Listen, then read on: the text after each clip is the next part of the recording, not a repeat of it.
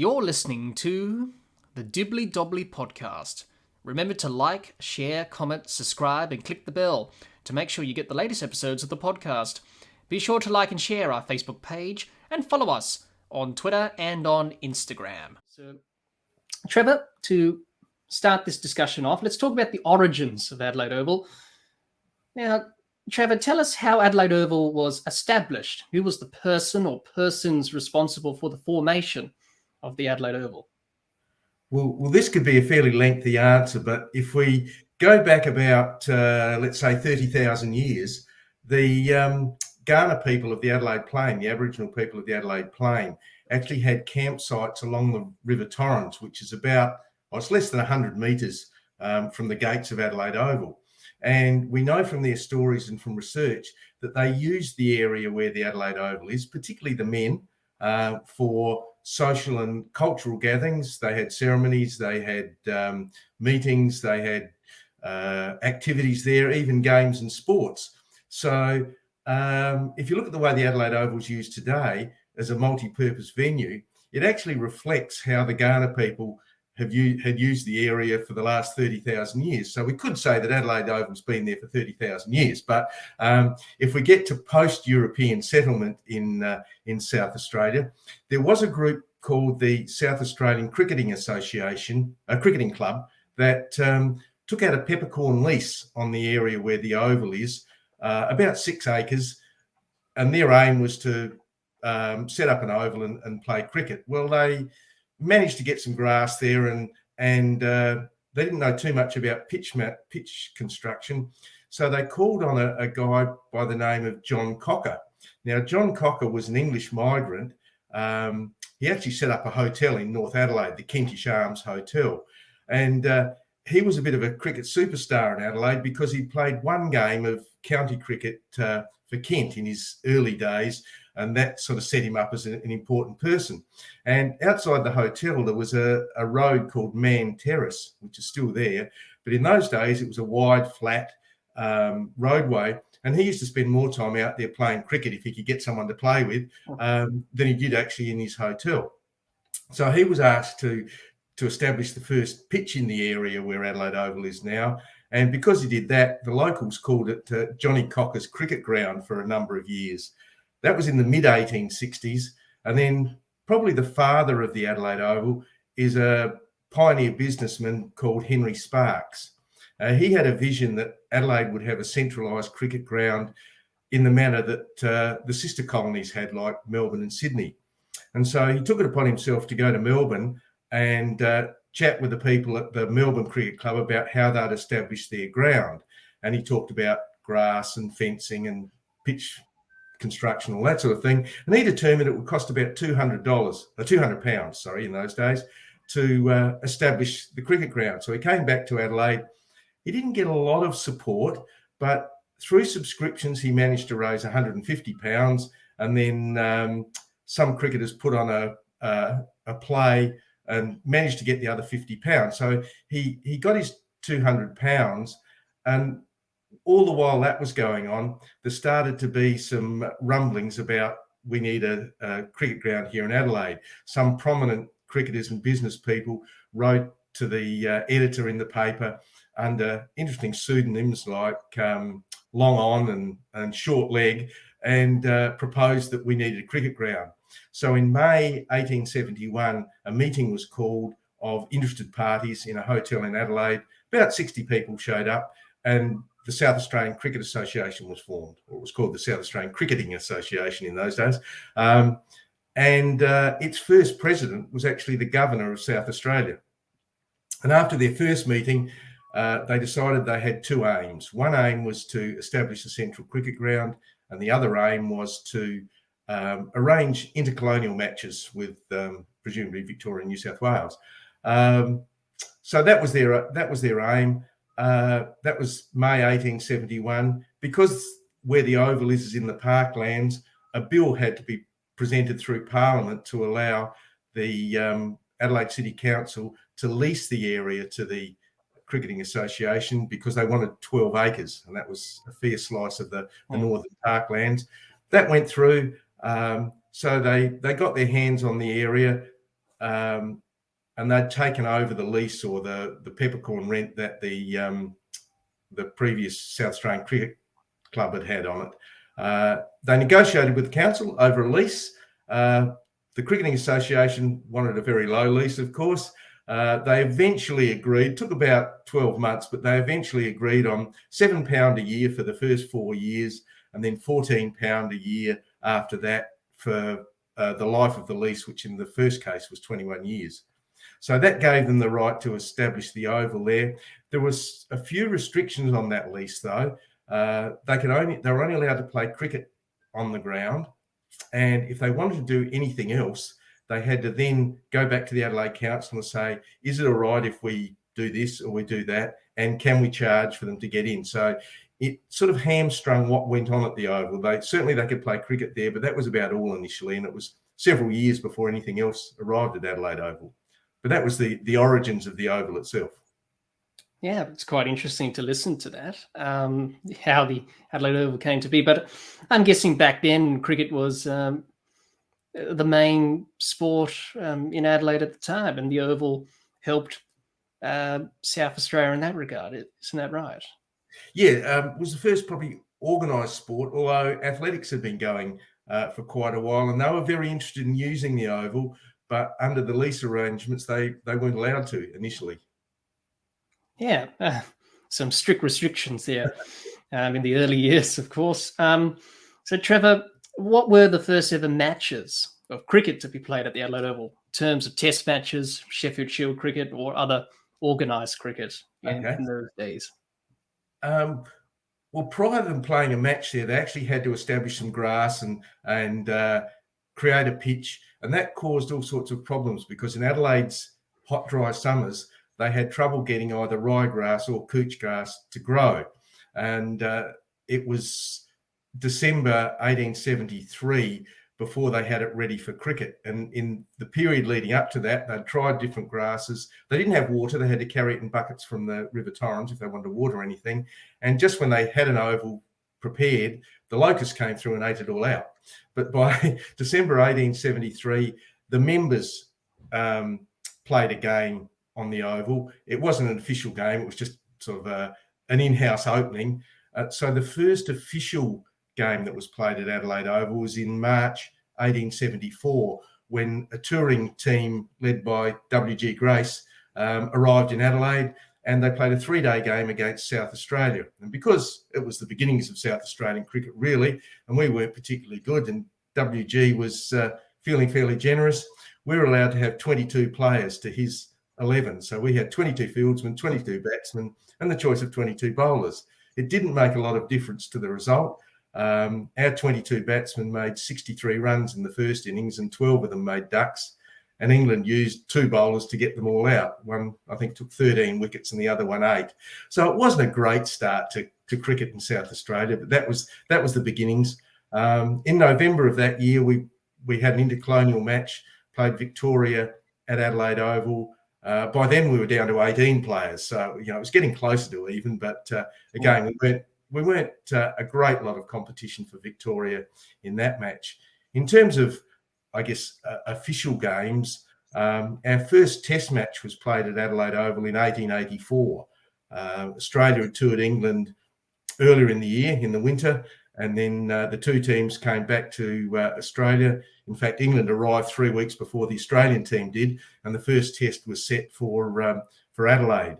And I guess the lead up to the test was probably even more interesting than the game itself. When they arrived in Adelaide, it turned out that the Australians didn't want to play for the money that was being offered, because in those days, it wasn't boards organising cricket tours. It was sponsors or benefactors who set up the tour as a money-making arrangement. Well, the Australian cricketers didn't want what they were offered. And eventually, to get the game to go ahead, the secretary of the Cricket Association, John Cresswell, had to offer each team an additional £450 just to play the game. Well, that won them over, and they played the test in Adelaide. The captain of Australia, Billy Murdoch, I don't think he was too interested in the game because he'd got married 3 days earlier. So there'd been very little practice going on by the Australians.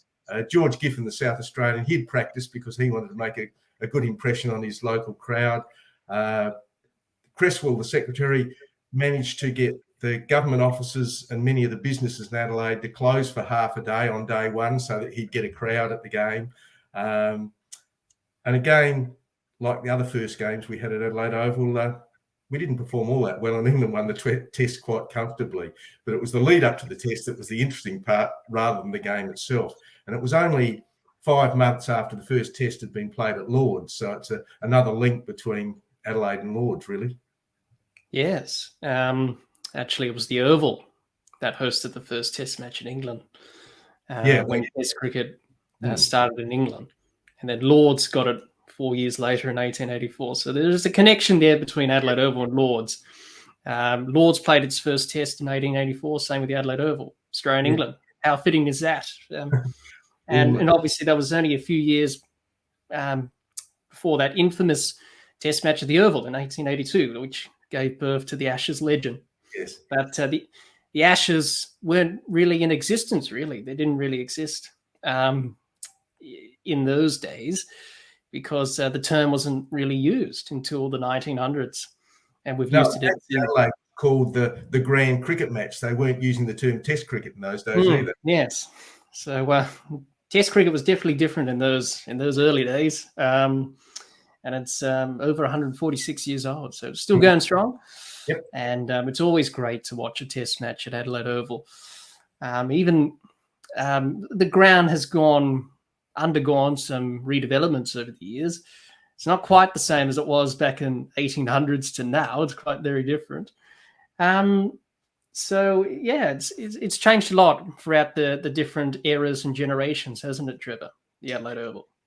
Yes, it's as it is now. It used to be an incredibly long ground because it was basically just a paddock with a fence around it initially.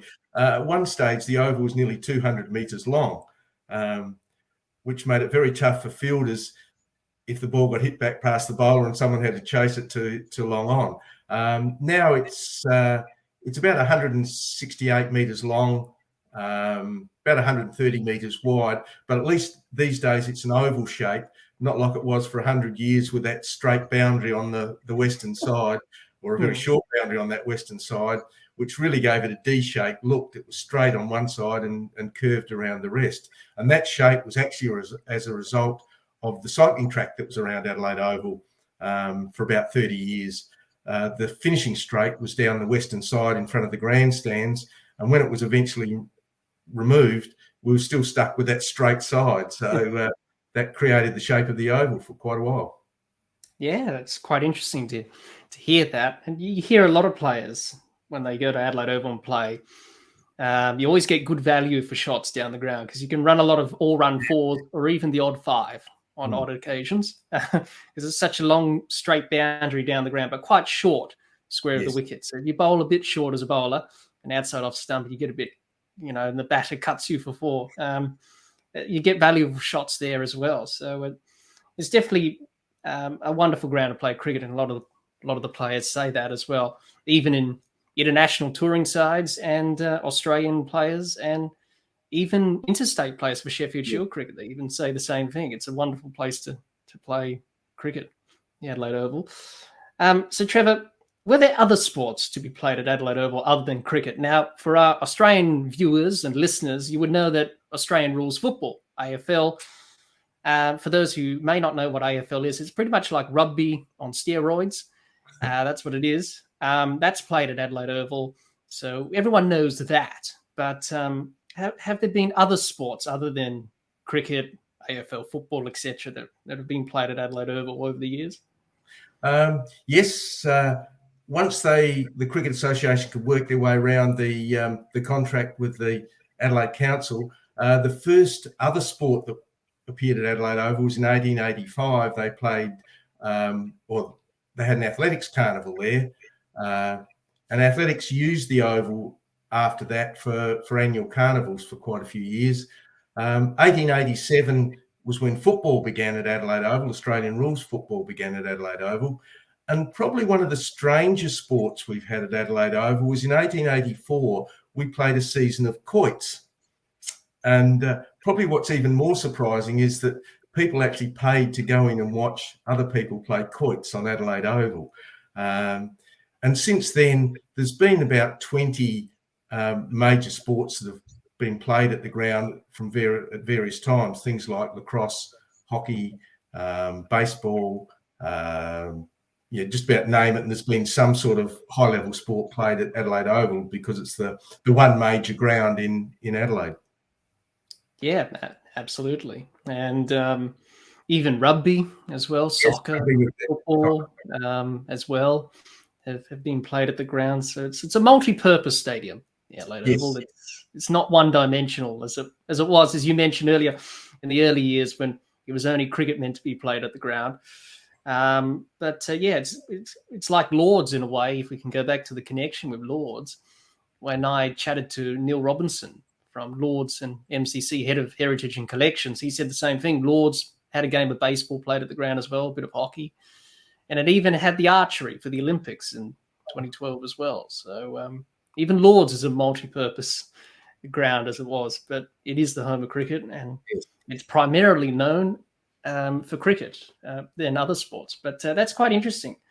And I guess that's the same in other sporting stadiums around Australia as well, not just the Adelaide Oval, that other sports were played at the ground in its early formative years. Isn't that right, Trevor? Yes. Yeah.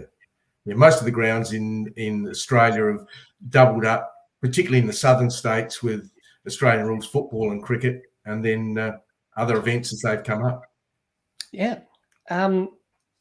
Trevor, before we move on to our next topic, what other historical features does Adelaide Oval have that people may not be aware of, besides the scoreboard and the hill? Back in the old days, when the Adelaide Oval was just forming as a ground, were there any other features that were there that are not there now, or are still there in some sort of shape or form? Okay, well, on the back of the northern mound, we've got our Moreton Bay fig trees. They were planted in 1890, and they're the oldest remaining thing at Adelaide Oval now. But most people think they were probably planted so that people sitting on the mound had a bit of shade to sit under, but that's not quite the reason. Back in the 1880s and 1890s, Adelaide Oval was a real multi-purpose venue. Over summer, they had all sorts of events and carnivals and activities on the ground. And over the Christmas holiday period, people used to flock to Adelaide Oval. At one stage, where the riverbank stand now is, there was a roller coaster, and people would come in the evening and ride on the roller coaster. But whenever there was an event at Adelaide Oval, a lot of people used to sit on the hill towards the north of Adelaide Oval, behind the Oval, called Montefiore Hill, and they could watch what was going on the Oval free of charge. And the Cricketing Association didn't like that very much, and they thought they had to block the view. And rather than put up a big ugly fence, they decided to plant the Moreton Bay fig trees. And it did take the trees 30 years to grow high enough to block the view, but 130 odd years later, they're now part of the fabric of Adelaide Oval, the Moreton Bay fig trees. So that's one of the existing older things at Adelaide Oval that's still there. Probably the other one was the cycling track that I mentioned.